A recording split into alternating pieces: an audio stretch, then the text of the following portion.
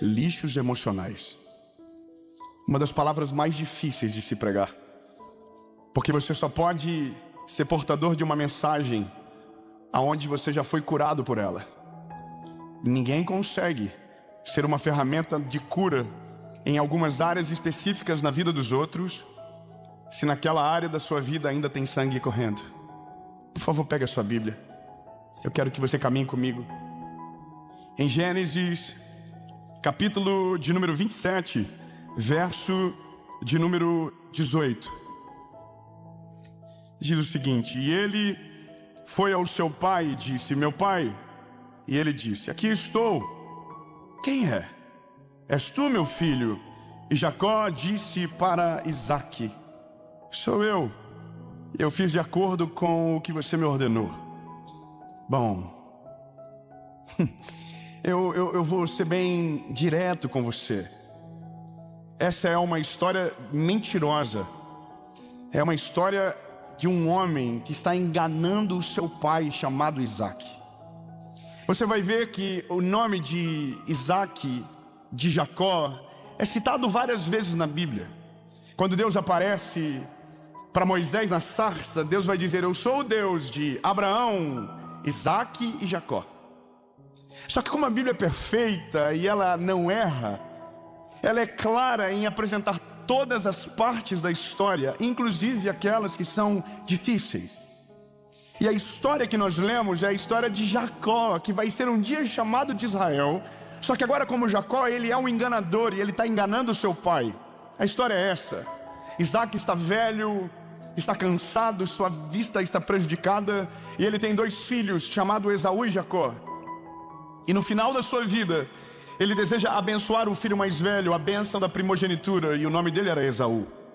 Porém, quando a mulher de Isaque, Rebeca, porque tinha uma preferência por Jacó, ouve isso, corre para Jacó e diz: Jacó, seguinte, o seu pai vai dar a bênção para o seu irmão. E aí Jacó diz: mas então o que eu vou fazer? Ela diz: eu tenho uma ideia. Ele pediu para que busque uma caça no campo, prepare e ele vai abençoar. E aí Jacó diz: pois é, mas ele tem os braços peludos. E começa a dar as características de Esaú. E Rebeca diz: a gente vai dar um jeito. Então esse homem se passa pelo irmão, se apresenta na presença do pai e diz: sou eu, Esaú. Mas ele não era Esaú, ele era Jacó. Esse homem é um mentiroso, é um enganador. Então ele engana o pai dele, e a bênção da primogenitura vem sobre ele. A primeira coisa que nós sentimos, é óbvio, é uma agonia de uma mentira, quando principalmente se trata de um homem de Deus, que é Isaque. Só que aí tem um negócio. Quando você lê a Bíblia e você começa em Abraão, você vê que Abraão tinha o mesmo problema. Abraão é o avô de Jacó, mas também foi mentiroso. E aí você olha para o filho de Abraão, Isaque. Isaque tinha o mesmo problema, ele era um mentiroso. E aí quando chega em Jacó, Jacó também é um mentiroso.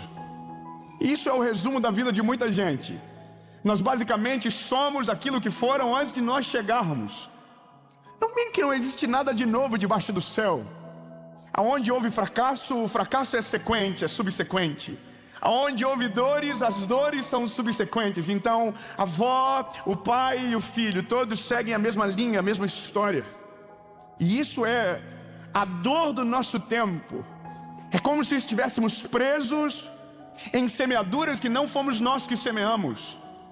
É como se nós tivéssemos que colher de um jardim aonde nós não plantamos, aonde nós não regamos, aonde nós nem sabíamos o que havia sido plantado. E é nesse momento que se levanta uma expectativa. Isso é maldição hereditária. O que se quebra quando vamos para o Novo Testamento, porque em Jesus a Bíblia diz que a carta de dívida foi rasgada de alto a baixo, e não existe nada mais que possa nos condenar. Não existe. A história dos seus pais não tem poder para condenar a sua. A história dos seus avós não tem poder para condenar a sua vida. Meu Deus, eu preciso de 30 irmãos crentes, cheios do Espírito Santo, para receber essa palavra. A história de quem veio antes não tem o poder de condenar a sua história. Mas a pergunta é: por que então que somente reproduzimos? Aonde está o problema de tudo isso, sabe? E aí, meu lindo, bom, quando olhamos para a Bíblia, quando olhamos para Abraão, Abraão é o pai da fé. Ele é um homem de Deus. Quando olhamos para Isaque, ele é um homem de Deus. Quando olhamos para Jacó, ele é um homem de Deus. Veja, eu me incomodo com esse fato, sabe? De que Abraão, que mentiu para salvar a sua própria pele, que falou que Sara era sua irmã para que não morresse, esse homem é um homem de Deus. Que Isaac, que também para salvar a sua própria pele, falou que a sua esposa era sua irmã. A mesma mentira, a mesma história, o mesmo sistema de egoísmo, sabe, de autoproteção, onde só você é protegido e todo mundo fica descoberto. Meu Deus, esse homem é um homem de Deus. E aí eu olho para Jacó, e Jacó está reproduzindo. Só que veja, a consequência não é só de quem reproduziu, é de quem semeou. Porque nesse último caso, o alvo da mentira é alguém que mentiu primeiro. O caminho que ele se ensinou voltou contra ele. Então agora é como se fosse uma via dupla. Jacó mentiu, mas Isaac não tem como reclamar, porque fez igual. É como se nós não tivéssemos autoridade para ensinar quem vem depois, se nossas condutas são totalmente contrárias aos nossos ensinamentos. E aí nós olhamos para a palavra, e a Bíblia diz: ensina o teu filho no caminho que ele deve andar, e ele crescerá e não desviará dele. A diferença crucial desse texto é a palavra no. Ensina no caminho, não é ensina o caminho. Não é o que você aponta, é o que você faz. E o que você faz é muito mais poderoso do que aquilo que você aponta. Eu vou evoluir na mensagem, vamos correr. Porque o problema do nosso tempo é justamente coisas que foram semeadas dentro de nós e nós nem sabemos que elas estão aqui. Mentiras que foram nos contadas e que a gente nem sabe que elas estão aqui. Nós reagimos de acordo com essas mentiras, mas não sabemos por que fazemos do jeito que fazemos. Todos nós aqui temos passado. Todos nós aqui temos histórias, todos nós. E todos nós temos histórias que não queremos que sejam as nossas histórias. Todos nós temos dores que nós não queremos que sejam as nossas dores. Mas quando a gente menos percebe, a gente está vivendo exatamente no mesmo lugar, falando exatamente da mesma forma. E aqui eu me lembro de algo rápido e eu preciso só mostrar para você que você não é o acaso, você não é o incomum, você não é a exceção. Não, nós somos seres humanos e todo mundo é igual. Eu conheci a minha esposa, minha primeira namorada, casei com ela, tive um encontro com Jesus antes de tudo isso. Fizemos muitos propósitos com o Senhor. O Jesus curou a nossa família. O Senhor nos deu a oportunidade de viver uma nova história. Só que eu havia dentro do meu coração um background que a Paula não sabia, que não era notícia para ninguém, que ninguém contava e que para mim nem fazia mais tanto sentido lembrar. Nasceu meu primeiro filho, João. E ele foi a minha maior alegria da minha vida, porque ele era o símbolo do favor de Deus sobre a minha casa. Ele era o símbolo que Deus havia feito algo de verdade dentro de mim. O dia que João nasceu, a minha vida começou. Eu sei que é difícil de talvez explicar, mas olha, o dia que o meu filho nasceu, eu me lembro que nas semanas que antecediam, eu dizia para minha esposa: eu estou sentindo o cheiro de uma coisa nova, eu estou sentindo o cheiro de algo novo, Deus vai fazer alguma coisa diferente. Final de 2017 foi onde eu senti essas coisas. 14 de dezembro de 2017, meu filho nasceu. Fevereiro de 2018, eu estava gravando a primeira série para o YouTube. 3 glória a Deus, irmão, eu vou dizer, eu estava gravando a primeira série para o YouTube e esse foi o banco que eu usei para gravar a primeira série. Esse aqui.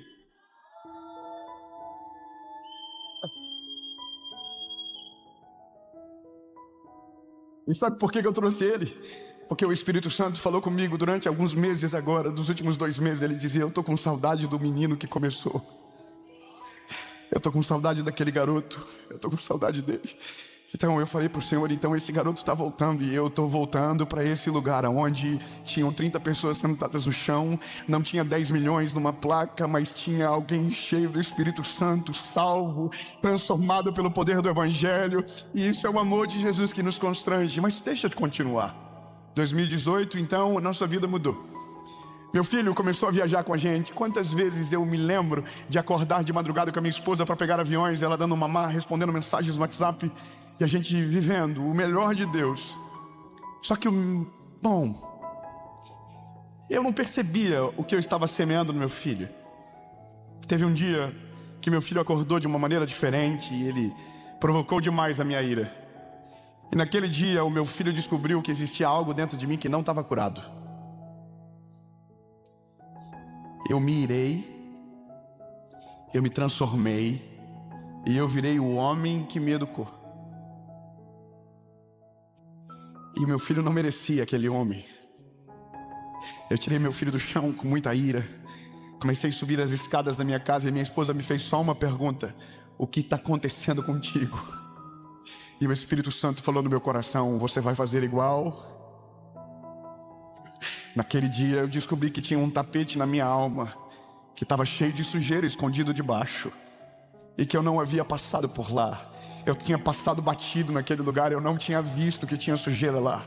E o meu filho, que é inocente, que não sabia de absolutamente nada, estava experimentando de uma ira desmedida, porque o pai dele estava só reproduzindo, não estava criando algo diferente. Eu me lembro que naquele dia foi o maior tratamento de choque que Deus fez comigo. Eu subi e quando aquela voz falou, meu corpo amoleceu inteiro. Eu tive que cuidar para o João não cair do meu colo, mas quando eu cheguei com ele na cama, eu olhei para o meu filho e ele soluçava e tremia, porque nunca tinha visto aquela versão do pai. Eu disse para ele: filho, me perdoa, rápido, me perdoa. E eu perguntei para ele: o que você acha? Vamos fazer diferente? Vamos fazer diferente, filho. E meu filho aliviou o corpinho dele, eu abracei ele. Naquele dia, uma parte da minha vida começou a ser curada. Eu vou deixar mais claro: você pode ser um homem de Deus, você pode ser uma mulher de Deus, mas às vezes existem tapetes que lá de baixo tem sujeiras que você ainda não curou, tem lixos que você carrega dentro de você e que afeta quem vem depois. Sabe qual é o problema? É porque nós que fomos feridos temos uma grande dificuldade de amar como se nunca tivesse sido ferido. Eu vou clarear isso para você. A maior missão de alguém que foi achado por Jesus é amar como se nunca tivesse sido ferido. Eu vou melhorar. Meu lindo, você não é culpado de todo o mal que você recebeu. A culpa não é sua se te trataram mal. A culpa não é sua se abusaram de você, rejeitaram você, abandonaram você. Mas a culpa será sua de que se alguém veio antes ou depois de você, e essa pessoa pagar o preço que ela não precisa porque você não aceitou ser curado. Quando carregamos esses lixos dentro de nós, nós sentenciamos a próxima geração a viver o mesmo resultado que a gente está vivendo. Eu não sei você, mas o meu desespero é dizer: Deus, mostra onde estão os lixos escondidos dentro de mim. Eu não quero passar isso para diante. Eu não quero que isso seja os crivos das minhas escolhas. Eu não quero que isso afete os meus filhos. Eu não quero que isso afete a minha história. Eu quero viver aquilo que o Senhor tem para mim, não o resultado daquilo que me feriu. Eu quero viver a cura que o Senhor tem para minha história, e que essa cura alcance aqueles que chegaram depois de mim. O problema nosso é que quem anda com lixo tem cheiro. Eu sei que é ruim de glorificar Deus por isso, mas quem anda com a presença do Espírito Santo tem cheiro da presença do Espírito Santo. Mas quem anda com lixo tem cheiro de lixo.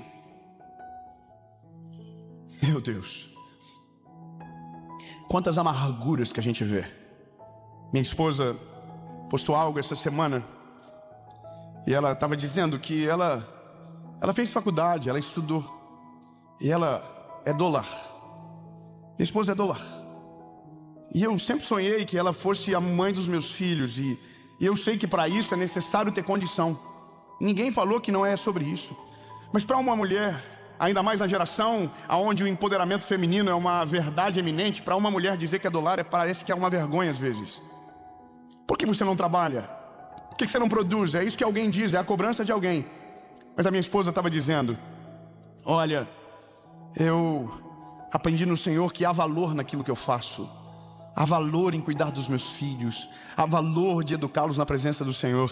E aí minha esposa começou a comentar comigo: amor, estou recebendo tanto testemunho, tanta coisa linda. E uma pessoa comentou: tome cuidado com a maneira que você fala. Eu fiquei com vergonha vendo você falar. Porque não é vergonha nenhuma ser chamado de dólar. Quem dera eu fosse dólar. Ela dizendo. A esposa não estava falando nada disso. Ela estava falando que o Senhor havia curado ela. Ela não estava falando que está errado quem trabalha. Não, ela só estava dizendo. E aí essa mulher começou a dizer: porque você tem ajuda, é fácil para você. Porque você tem condição. E aí minha esposa ficou triste com aquilo. Eu falei para ela: não, amor, isso é cheiro do que ela carrega. É cheiro do que ela tem. Isso é resultado de traumas. Era um sonho dela mesmo. E porque ela não conseguiu, ela acha errado que alguém consiga. Ela acha errado você falar que Deus te deu esse privilégio, mas que você demorou para entender. É porque quem tem dores, vê o mundo com dores. Eu vou ser mais claro com você. Quem só fala de dinheiro, ama muito, tem pouco. Então essa pessoa acha errado que os outros prosperem. Por quê? Porque existe uma dor, um lixo de miséria dentro dele que foi semeado lá atrás. É fácil de ler as pessoas. Aquilo que a gente repudia normalmente é o que nos causa aqui dentro problema. Eu queria ser mais específico, mas talvez eu seria ofensivo. Mas muitos de nós não somos livres porque estamos cheios de lixo aqui dentro. E eu vou te dizer uma coisa que me assustou profundamente. A maioria das pessoas que foram abusadas, rejeitadas, foram alvo de violência, se sentem culpadas. Você sabia disso? Se você conversar com uma pessoa que teve uma infância ruim, de muita violência, de muito problema, ela vai dizer, eu tenho culpa disso. Ela não sabe nem dizer porquê, mas ela se sente culpada.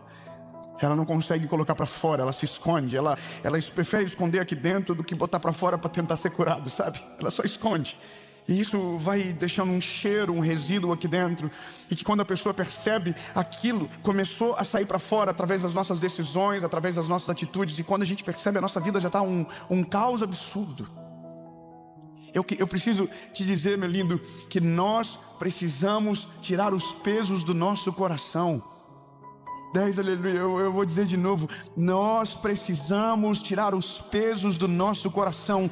Tudo aquilo que é desnecessário, tudo aquilo que nos feriu, tudo aquilo que nos deixou sujo, tudo aquilo que veio para nos envergonhar, todas as palavras que vieram para nos destruir, nós precisamos tirar para fora do nosso coração. Joga para fora. E se talvez você se sente culpado e acha que é culpado você por ter recebido tal palavra, eu quero dizer, meu lindo, você precisa perdoar. E não é perdoar só quem te feriu, é perdoar você. O caminho do perdão, ele é duplo. Se você perdoa o outro e não se perdoa, você é escravo da dor na mesma intensidade. Se você só se perdoa e não perdoa o outro, você é escravo do outro. Agora, quando você se perdoa, quando você perdoa o outro, você é livre no Senhor Jesus e nada pode parar você mais. O negócio é tire os lixos de dentro de você. Não deixe isso filtrar as suas escolhas. Sabe, dê um contra um alt del. Volta do começo. Sabe qual que é o mais maravilhoso? Quando a gente tira o lixo de dentro, a gente precisa colocar em algum lugar. Não, ninguém. Vamos lá. Quando você tira o lixo, você precisa colocar em algum lugar. Coloca onde? Parabéns. Vocês erraram todos.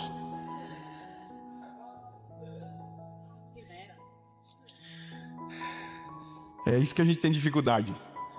Porque tem lixo que a gente tem apego, já viu? Tem lixo que a gente faz questão de não jogar fora. E tem gente que joga fora e volta no mesmo lixo para ver se está lá ainda.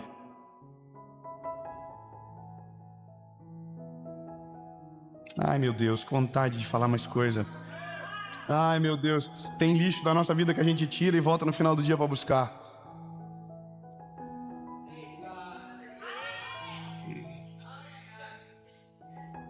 Tem lixo que a gente termina. Oh, meu Deus, peraí, eu falei a palavra errada.